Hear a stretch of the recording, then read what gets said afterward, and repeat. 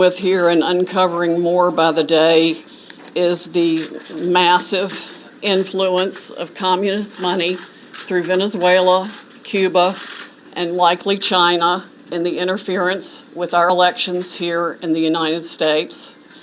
The Dominion voting systems, the Smartmatic technology software, and the software that goes in other computerized voting systems here as well, not just Dominion, were created in Venezuela at the direction of Hugo Chavez to make sure he never lost an election after one constitutional referendum came out the way he did not want it to come out.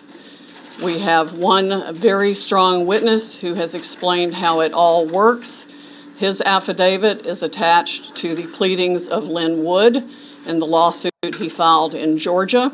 It is a stunning, detailed affidavit because he was with Hugo Chavez while he was being briefed on how it worked. He was with Hugo Chavez when he saw it operate to make sure the election came out his way. That was the express purpose for creating this software. He has seen it operate, and as soon as he saw the multiple states shut down the voting on the night of the election, he knew the same thing was happening here, that was what had gone on. Now, the software itself was created with so many variables and so many back doors that can be hooked up to the internet or a thumb drive stuck in it or whatever. But one of its most characteristic features is its ability to flip votes.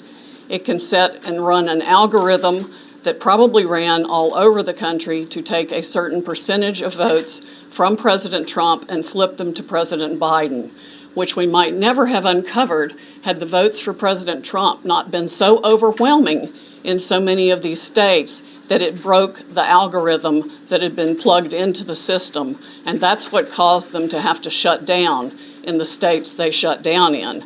That's when they came in the back door with all the mail-in ballots, many of which they had actually fabricated. Some were on pristine paper with identically matching perfect circle dots for Mr. Biden. Others were shoved in batches. They're always put in a certain number of batches, and people would rerun the same batch.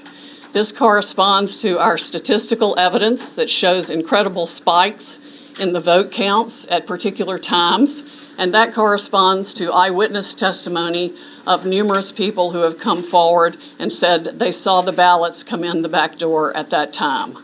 Notably, the Dominion executives are nowhere to be found now. They are moving their offices overnight to different places. Their office in Toronto was shared with one of the Soros entities.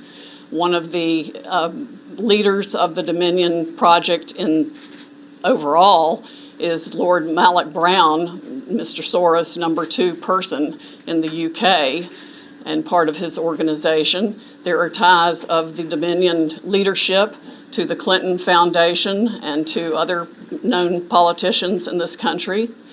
Just to give you a brief description of how this worked, I'm going to quote from a letter that was written, and I will read that to make sure I get the quotes right. This person was objecting to the United States acquisition of Sequoia voting systems by Smartmatic, a foreign-owned company. I believe this transaction raises exactly the sort of foreign ownership issues that CFIUS is best positioned to examine for national security purposes. It's undisputed that Smartmatic is foreign-owned and it has acquired Sequoia. They keep changing the names as they go along. Different times when a problem comes up, they just create another corporation and call it a different name. But it was a voting machine company doing business in the United States. Sequoia voting machines were used to record over 125 million votes during the 2004 presidential election in the United States.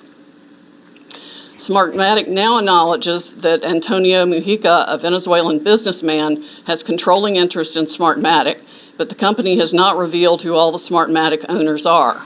According to the press, Smartmatic's owners are hidden through a web of offshore private entities, and that is, in fact, true. Smartmatic has been associated with the Venezuelan government led by Hugo Chavez, which is openly hostile to the United States, and of course, as we all know, communistic and really brutalizing its own people. The system has been continued there by Mr. Maduro and ensured his election. Smartmatic's possible connection to the Venezuelan government poses a potential national security concern in the context of its acquisition of Sequoia, because electronic voting machines are susceptible to tampering, and insiders are in the best position to engage in such tampering. This letter expresses concern of the Chicago 2006 primary election. And it ends by saying the products and services that are of Venezuelan origin, and evaluate Smartmatic's ownership to determine who could have influence and control over these and other Sequoia products and services are important to the national security of the United States. This letter was written to Hank Paulson on October 6, 2006, by Congresswoman Carolyn B. Maloney. Senators Klobuchar and Warren have raised these concerns as recently as December 2019. Why our government has not taken them seriously is beyond my comprehension, unless they have, some of the three-letter agencies have used them themselves in other parts of the world. We know that the technology was exported to affect an election in Argentina. That's admitted by our friend who wrote the affidavit about Hugo Chavez and his interest in Smartmatic. Again, in 2006, Carolyn Maloney wrote the Honorable John Snow, the Secretary of the Treasury, about the issues. Speaking of Smartmatic's leadership, one of the Smartmatic patent holders, Eric Coomer, I believe his name is on the web as being recorded in a conversation with Antifa members, saying that he had the election rigged for Mr. Biden, nothing to worry about here, and they were going to F Trump.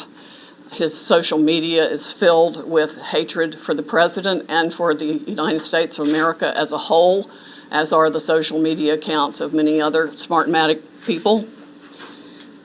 There has been